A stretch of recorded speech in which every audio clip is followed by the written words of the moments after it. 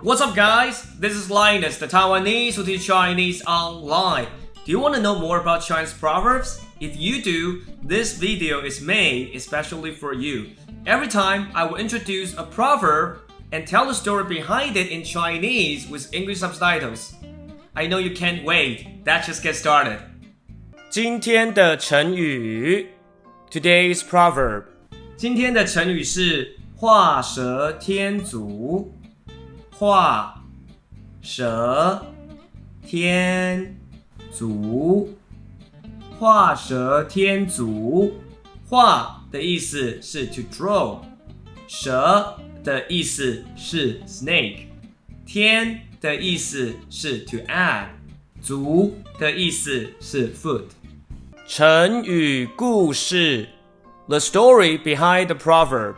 很久很久以前，有一群人要喝酒，但是酒不够，他们决定比赛画蛇，画得最快的人就可以喝酒。其中有一个人一下就画好了，当他拿起酒要喝的时候，他发现其他人都还没画好，他就开始帮蛇画脚。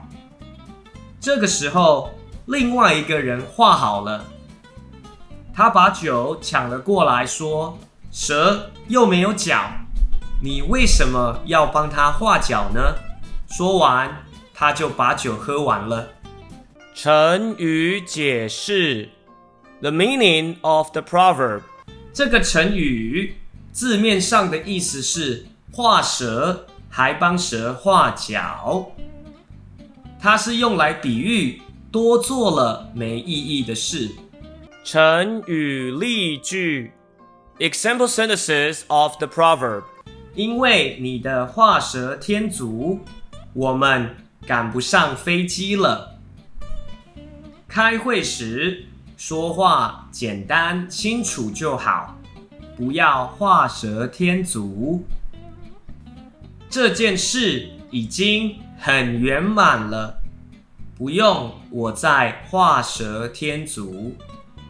Thank you so much for watching this video. Hope you like it and feel free to ask me any questions in the comments below. If you like my content, make sure they subscribe, like, and share. Your support means a lot to me. Have a wonderful day and I will see you next time. Bye!